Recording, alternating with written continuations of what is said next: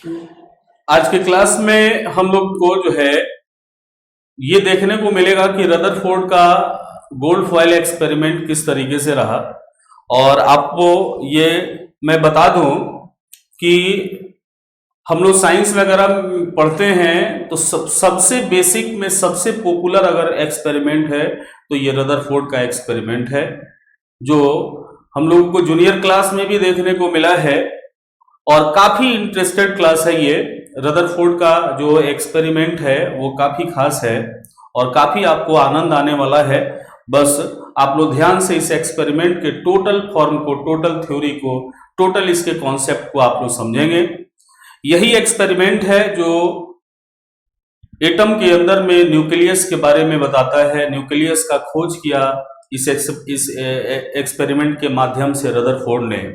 तो आज के क्लास में हम लोग रदरफोर्ड के इस एक्सपेरिमेंट को देखने जा रहे हैं। उससे पहले जो है आप लोगों को कुछ टर्म इसमें समझा रहे हैं, पहले वो देख लीजिए, उसके बाद उसके एक्सपेरिमेंट पे पहुंचेंगे हम लोग।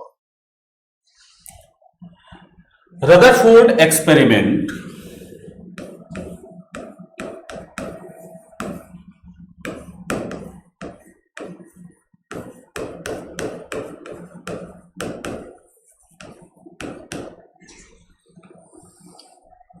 रदरफोर्ड एक्सपेरिमेंट में सन 1911 ईस्वी में यह एक्सपेरिमेंट हुआ और इस एक्सपेरिमेंट में केवल रदरफोर्ड का ही हाथ नहीं रहा, इनके कुछ स्टूडेंट थे, 2 स्टूडेंट इनके थे जो इनके साथ मिलकर के इस एक्सपेरिमेंट में अपना सहयोग दिए। इस एक्सपेरिमेंट के लिए बताया गया सबसे पहले रदरफोर्ड ने अल्फा पार्टिकल्स लिया।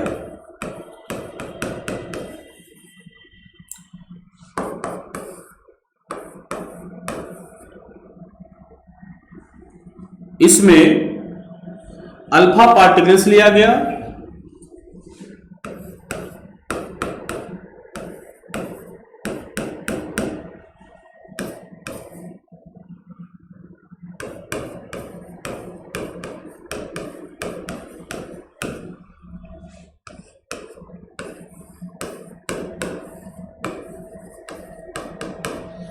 गोल्ड फॉयल लिया गया,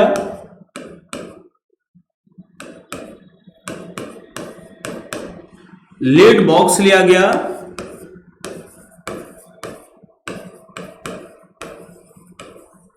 और जिंक सल्फाइड का इसमें स्क्रीन का इस्तेमाल किया गया है।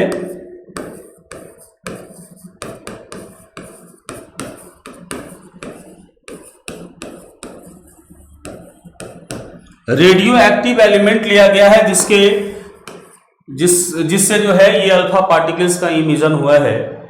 तो रदरफोर्ड अपने इस एक्सपेरिमेंट में जो है अल्फा पार्टिकल्स लिया है, गोल्ड फॉयल लिया है, लेड बॉक्स लिया गया है और वो जिंक सल्फाइड का एक स्क्रीन लगाया है। देखते हैं पहले इसके फिगर को कैसे रदरफोर्ड ने इस एक्सपेरिमेंट को किया है।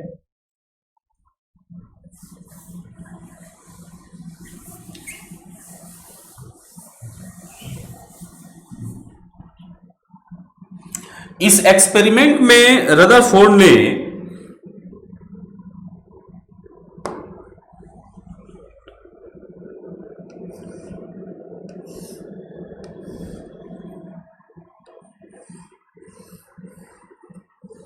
एक शीशे का बॉक्स लिया। ये सबका रीजन आपको मिलेगा कि आखिर क्यों लिया है ये। इस शीशे के बॉक्स में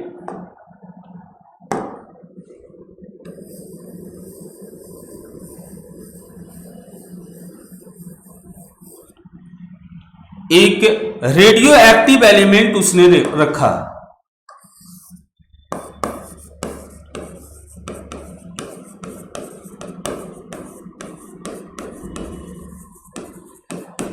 ये रेडियो एक्टिव एलिमेंट जो है ये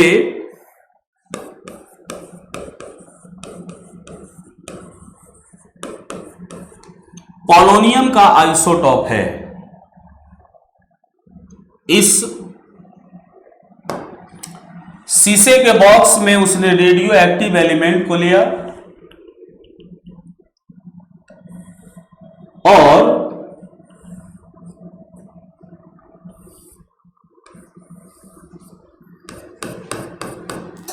उससे आगे उसने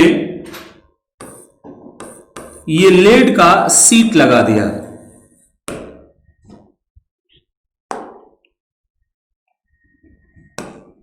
लेड का सीट लगाने के बाद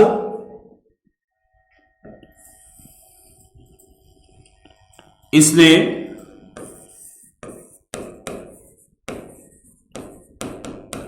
गोल्ड फॉयल लिया और इस गोल्ड फॉयल के बाहर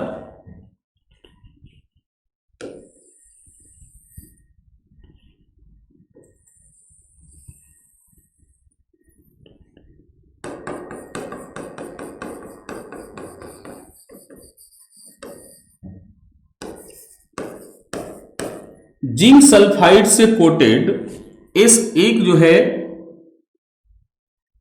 जिंक सल्फाइड से कोटेड जो है स्क्रीन लगा दिया।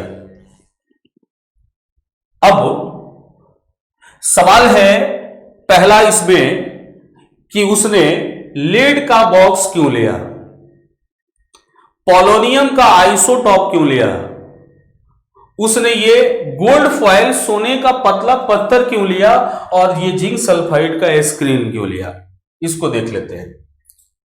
तो इस एक्सपेरिमेंट से पहले मैडम क्यूरी के द्वारा रेडियो एक्टिव एलिमेंट का चर्चा हुआ, जिसमें रदरफोर्ड ने अल्फा बीटा और गामा पार्टिकल्स जो निकला था उस रेडियो एक्टिव एलिमेंट से, उसके प्रॉपर्टीज का चर्चा जो है, उसके प्रॉपर्टीज के बारे में रदरफोर्ड ने ही बताया है। तो अल्फा बीटा जो रेडियो एक्टिव एलिमेंट से जो रेडिएशन निकलते हैं, जो पार्टिकल्स उससे इमिट होता है, वो काफी ही खतरनाक होता है। वो जो है काफी खतरनाक होने के वजह से इसको शीशे के बॉक्स में रखा गया है। तो सवाल है कि शीशे के बॉक्स में ही क्यों? तो लेड एक ऐसा मेटल है जिसको रेडियो एक्टिव एलिमेंट से निकलने वाले जो रेडिएशन है वो उसको पेनिट्रेट नहीं कर पाते, इसलिए उसने सेफ्टी को लेकर के, सेफ्टी को ध्यान में रखते हुए शीशे के बॉक्स में इस रेडियो सक्रिय तत्व को रखा, ताकि इससे निकलने वाले जो पार्टिकल्स हैं वो पार्टिकल्स बाहर नहीं जाए। इससे आगे उसने लेड का सीट भी लगाया है ताकि इन पार्टिकल्स में कोई डिफ्लेक्शन नहीं हो। तो ये रहा रदरफोर्ड ने जो है शीशे का बॉक्स अपने एक्सपेरिमेंट में क्यों इस्तेमाल किया है, इसका जवाब क्योंकि शीशा एक ऐसा मेटल है जिससे ये पार्टिकल्स जो है बाहर नहीं निकल सकता। लेड शीशे का सीट इसलिए लगाया है ताकि इसमें इससे कोई डिफ्लेक्शन नहीं हो, पार्टिकल्स जो है इधर उधर नहीं जाए। साथ ही साथ अब सवाल है गोल्ड फॉयल का। रदरफोर्ड जब इस एक्सपेरिमेंट को किया तो केवल गोल्ड फॉयल ही नहीं था, केवल मेटल में सोना ही नहीं था, बहुत सारे मेटल थे। तो रदरफोर्ड ने दूसरे मेटल का इस्तेमाल क्यों नहीं किया? इतने महंगे धातु का इस्तेमाल इस प्रयोग में उसके करने का वजह क्या था? तो इसका वजह यह है कि गोल्ड एक ऐसा मेटल है जिसकी मिलेबिलिटी पावर सबसे अधिक है। गोल्ड जो है आप इसको जितना पतला पत्थर बनाना चाहते हैं बना सकते हैं। ये इतना पतला पत्थर है कि ये कंप्लीटली ट्रांसपेरेंट है। जितना पतला पत्थर ये बना उससे पतला पत्थर बनाना संभव नहीं था, और ये इतना पतला पत्थर बनाने का मतलब था, इसका उद्देश्य था ताकि जो पार्टिकल्स उस पर अटैक करे, जो पार्टिकल्स का बम्बार्डमेंट उस पर हो, वो क्लियर उसे दिखाई दे। तो रदरफोर्ड ने लगभग 20,000 अल्फा पार्टिकल्स का बौछार जो है इस सोने के पतले पत्थर पर कराया। देखते हैं कुछ ऐसे इसमें टर्म हैं। 20,000 अल्फा पार्टिकल्स का बौछार वो कराता है। ये एक्सपेरिमेंट लगभग 2.5 घंटे तक का रहा।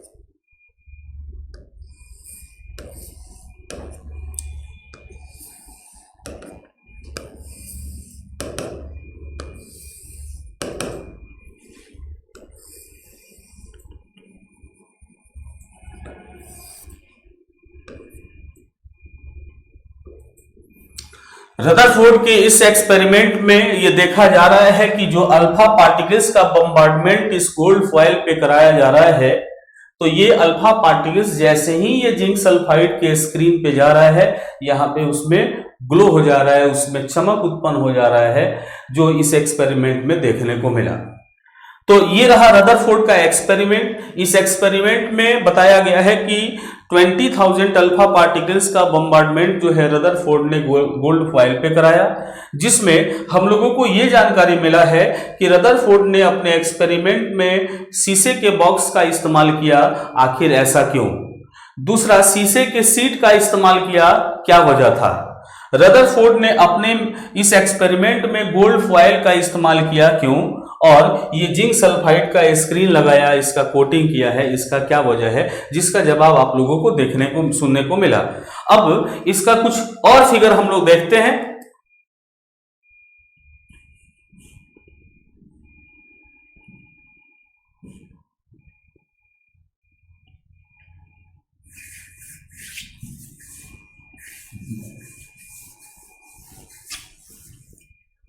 अभी हम लोग जो है ये एक्सपेरिमेंट को ही देख रहे हैं। अभी इस एक्सपेरिमेंट से उसको मिला क्या है वो देखना है, और इस एक्सपेरिमेंट से वो क्या कंक्लूजन निकाला, इस रदरफोर्ड के इस एक्सपेरिमेंट से जो है इसके मॉडल में क्या प्रॉब्लम हुआ, ये सब भी हम लोगों को देखना है। तो आप लोग जो है ध्यान से इसको देखते चलें।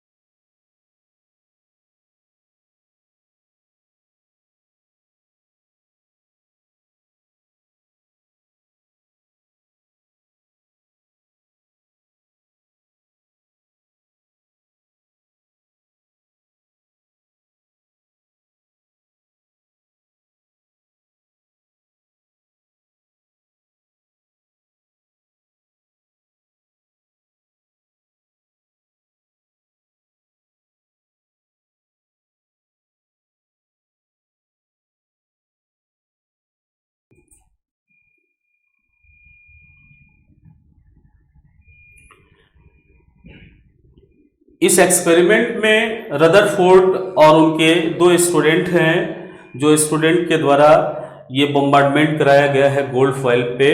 बताया जा रहा है कि इसमें जो गोल्ड फॉयल लिया गया, वो गोल्ड फॉयल काफी पतला था, फिर भी उसके अंदर में 1000 एटम का जो है वो थिकनेस उसके अंदर में दिखाई दे रहा था।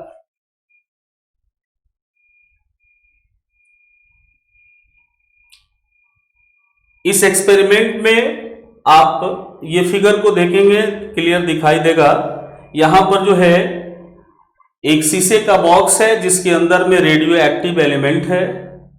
ये जो है शीशे का एक सीट लगा हुआ है, यहाँ गोल्ड फॉयल है, और ये जो है आप देख रहे हैं ये जिंक सल्फाइड का जो है स्क्रीन है, जो अभी आप लोगों को फिगर में दिखाया गया। इसके अंतर्गत ये बताया जा रहा है कि ये जो है एक शीशे का बॉक्स है, जिसके अंदर में रेडियो एक्टिव एलिमेंट जो है ये रखा गया है। वो रेडियो एक्टिव एलिमेंट पोलोनियम का आइसोटॉप्स है, जो मैडम क्यूरी की बेटी आयरन क्यूरी के द्वारा जो है वो दिया गया। अब इस रेडियो एक्टिव एलिमेंट से जो है अल्फा पार्टिकल्स जो है बाहर निकल रहे हैं, जो जिसमें लेड का सीट ये लगा हुआ है। ये सीट इसलिए लगाया गया है ताकि इसमें से निकलने वाले पार्टिकल्स में कोई डेविएशन नहीं हो। और यहां पर ये गोल्ड का फॉयल रखा हुआ है। इस गोल्ड फॉयल के चारों तरफ आप देख रहे हैं कि जिंक सल्फाइड का जो है यहां पर स्क्रीन है। तो ये देखते हैं इस एक्सपेरिमेंट में क्या स्थिति है।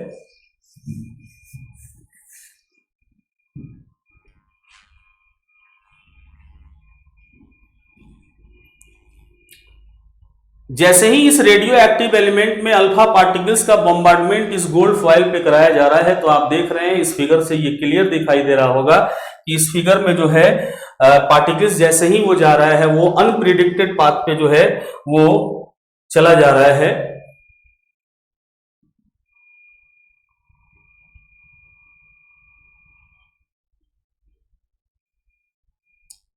इसमें टकराने के बाद बहुत ऐसे पार्टिकल्स हैं जो सीधे पार कर जा रहे हैं, कुछ ऐसे पार्टिकल्स हैं जो 90 डिग्री से एबव एंगल बना करके पार कर रहे हैं, और कुछ ऐसे पार्टिकल्स हैं जो पुनः वापस भी आ जा रहे हैं। इस फिगर में ये दिखाया जा रहा है कि यहाँ पर ये जिंक सल्फाइड का जो है एक स्क्रीन है, जिस स्क्रीन पर जो है जैसे ही अल्फा पार्टिकल्स जा रहा है वहां पर ये ग्लोइंग होना शुरू हो जा रहा है, वहां पे ये चमक दिखाई दे रहा है, जिससे ये पता चल जा रहा है कि उस गोल्ड फॉयल के किस किस पोजीशन से जो है ये अल्फा पार्टिकल्स जो है गुजरा हुआ है। देख रहे हैं इसमें कुछ पार्टिकल्स सीधे जा रहा है, कुछ 90 डिग्री से एबव एंगल बना करके चला जा रहा है, और इसी में से कुछ ऐसे पार्टिकल्स हैं जो वापस भी आ जा रहे हैं।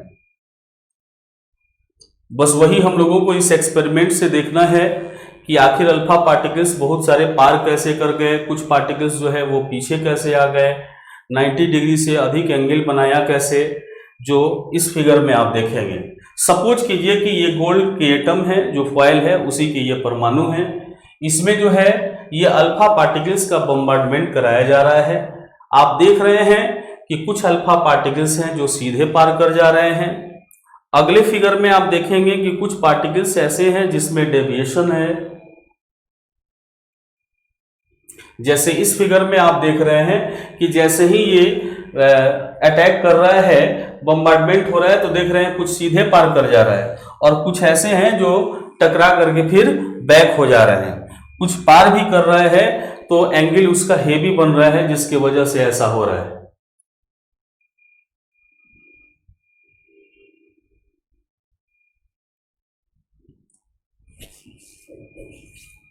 अब इसमें जो है हम लोगों को इसका ऑब्जर्वेशन करना है।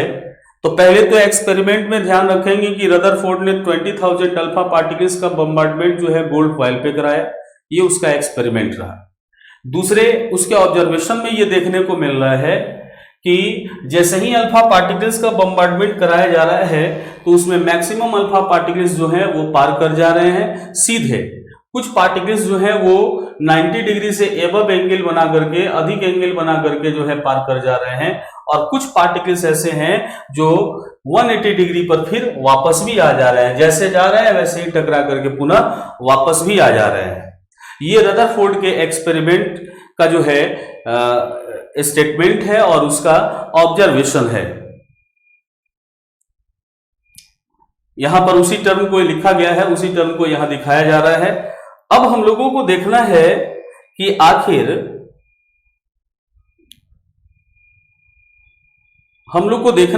आखिर रदरफोर्ड के एक्सपेरिमेंट से जो है हम लोगों को क्या रिजल्ट मिला, क्या उसका कंक्लूजन था। तो इसको हम लोग एक बार समझते हैं, उसके बाद इसके ड्रॉबैक पे हम लोग चलेंगे।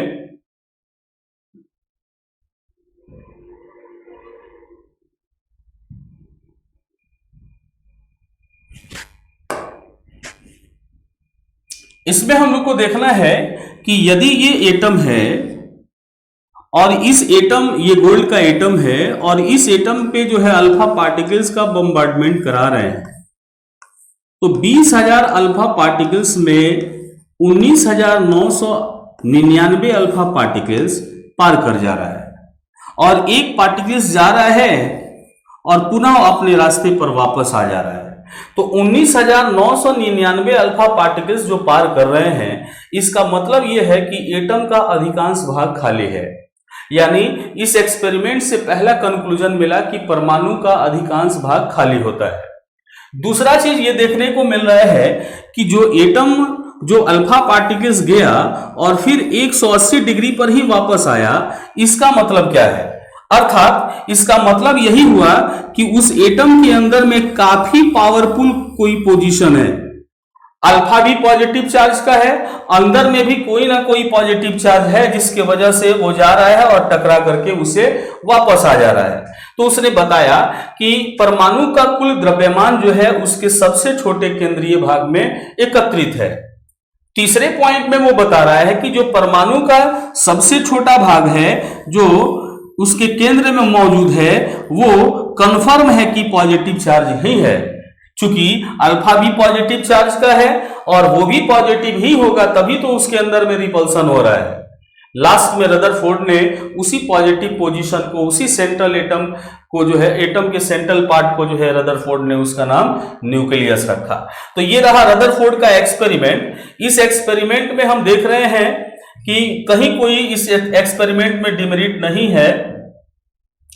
डिमेरिट जो है, ड्रॉबैक जो है इसके मॉडल में है। फिर से एक बार इस बात को रिपीट करना चाहेंगे कि रदरफोर्ड जो अपना एक्सपेरिमेंट किया, उस एक्सपेरिमेंट में उसने सोने का पतला पत्थर लिया, शीशे का बॉक्स लिया, अल्फा पार्टिकल्स लिया।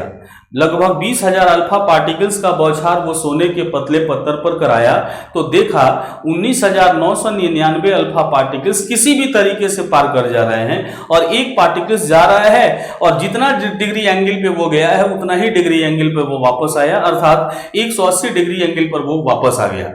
ठीक, तो वो एक्सपेरिमेंट से कंक्लूजन पहला निकला कि परमाणु का अधिकांश भाग खाली होता है। दूसरा मिला कि परमाणु का कुल द्रव्यमान उसके सबसे छोटे केंद्रीय भाग में मौजूद रहता है। परमाणु का वह सबसे छोटा केंद्रीय भाग धन आवेशित होता है जिसे हम लोग नाभिक न्यूक्लियस कहते हैं। अब हम लोग को देखना है कि रदरफोर्ड के एक्सपेरिमेंट में कोई डिमेरिट नहीं था। रदरफोर्ड के एक्सपेरिमेंट में कहीं कोई दोष नहीं है। रदरफोर्ड के एटॉमिक मॉडल में ही प्रॉब्लम है। वो एटॉमिक मॉडल के प्रॉब्लम को देखते हैं जिसमें सबसे मेजर जो प्रॉब्लम है, जिसको सबसे बड़ी गलती कहा जाए, वो आपको ये देखने को मिलेगा। सबसे पहले रदरफोर्ड ने जब अपना मॉडल दिया तो उस मॉडल में रदरफोर्ड कहता है कि इलेक्ट्रॉन न्यूक्लियस के चारों तरफ रिवॉल्व करता है। तो इलेक्ट्रॉन जब न्यूक्लियस के चारों तरफ रिवॉल्व करेगा तो इसका मतलब यह नहीं हुआ कि वो सर्कुलर पाथ पर ही रिवॉल्व करेगा। रदरफोर्ड कह रहा है कि electron revolve around the nucleus. Nucleus तो कंफर्म हो गया कि पॉजिटिव चार्ज का है। वो ये नहीं कह रहा है कि electron revolves around the nucleus on fix circular path. उसने कहा कि इलेक्ट्रॉन न्यूक्लियस के चारों तरफ चक्कर लगाता है, रास्ता कौन सा है वो क्लियर नहीं है। दूसरा चीज, जब उससे ये पूछा गया, जब ये चर्चा होता है, आप लॉजिकली इस पे विचार भी कीजिए कि इलेक्ट्रॉन जो है न्यूक्लियस के चारों तरफ रिवॉल्व करता है, इलेक्ट्रॉन पे नेगेटिव चार्ज है, न्यूक्लियस में पॉजिटिव चार्ज है, ये रिवॉल्विंग पॉसिबल कैसे है? इसके अंदर में अट्रैक्शन क्यों नहीं हो रहा है? अट्रैक्शन तो होना चाहिए था। न्यूक्लियस पॉजिटिव चार्ज उसमें भी है। अभी आपको एक्सपेरिमेंट में ये बता दिया कि परमाणु का पूरा पावर जो है उसके सेंटर में है, यानी काफी पावरफुल है, तो इसके बीच में तो अट्रैक्शन होना चाहिए। तो इसका जवाब ये मिला कि इलेक्ट्रॉन जो है न्यूक्लियस में से अट्रैक्ट नहीं हो पाता है क्योंकि ये सेंट्रीपिटल फोर्स और सेंट्रीफ्यूगल फोर्स को जो है फॉलो करता है। ये भी ठीक रहा।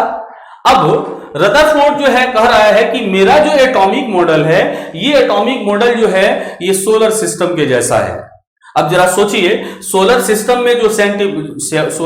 में सेंट्रीपिटल फोर्स और सेंट्रीफ्यूगल फोर्स का तो बात ही नहीं है, वहां बात है ग्रेविटेशनल फोर्स का। दो आकाशीय पिंडों के बीच में जो लगने वाला बल है वो है गुरुत्वाकर्षण बल।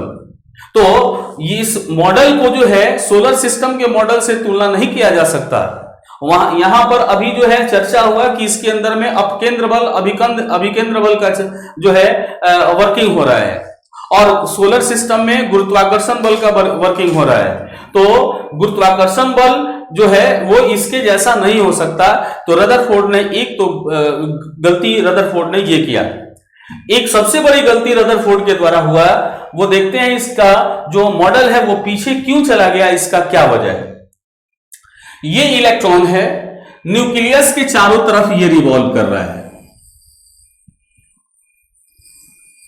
ये रिवॉल्विंग है। जब इससे पूछा जा रहा है कि इलेक्ट्रॉन न्यूक्लियस में अट्रैक्ट होगा या नहीं, तो रदरफोर्ड बोलता है कि नहीं, ये अट्रैक्ट नहीं होगा, ये पॉसिबल नहीं होगा। अभी जो आप लोगों को बताया गया, अब रदरफोर्ड का ही एक स्टेटमेंट और देख लीजिए। रदरफोर्ड ने अपने मॉडल में लास्ट में बताया कि जब इलेक्ट्रॉन न्यूक्लियस के चारों तरफ चक्कर लगाता है तो चक्कर लगाते लगाते इसके ऊर्जा में कमी आ जाती है। ऊर्जा में जब कमी आ जाती है तो इलेक्ट्रॉन का जो रास्ता है वो रास्ता स्पाइरल हो जाता है, ऐसा हो जाता है, सर्पिलाकार हो जाता है, और लास्ट में जो है इलेक्ट्रॉन न्यूक्लियस में आकर गिर जाता है। तो एक तरफ जो है अभी अपने स्टेटमेंट में वो बोला कि इलेक्ट्रॉन न्यूक्लियस से अट्रैक्ट नहीं होता, और दूसरे तरफ यही जो है ये साबित कर रहा है कि इलेक्ट्रॉन न्यूक्लियस में जाकर के गिर जाता है। तो देखते हैं हम लोग इसका एक छोटा सा वीडियो क्लिप, जिसमें इलेक्ट्रॉन न्यूक्लियस में कैसे गिर रहा है, जो कि रदरफोर्ड के द्वारा बताया गया, जो उचित नहीं था। इस फिगर में हम लोग देख रहे हैं कि इलेक्ट्रॉन जो है ये न्यूक्लियस के चारों तरफ रिवॉल्व कर रहा है।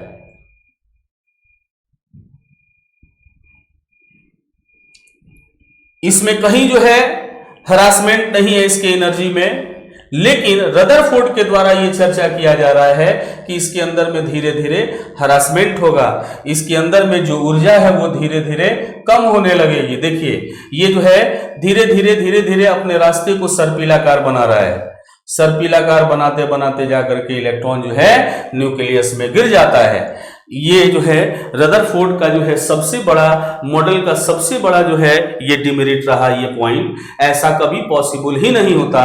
यदि इलेक्ट्रॉन न्यूक्लियस में गिरने लगता तो ये दुनिया में जितने भी पदार्थ हैं वो सभी पदार्थ अपने आप जो है खत्म हो जाते हैं। ऐसा इसलिए क्योंकि वो भी परमाणु से ही बना है, और परमाणु का इलेक्ट्रॉन न्यूक्लियस में गया अगर गिर गया तो परमाणु का अस्तित्व खत्म। तो आज के ये क्लास में हम लोगों को ये देखने को मिला कि रदरफोर्ड एक्सपेरिमेंट गोल्ड फॉइल पे कैसे किया है।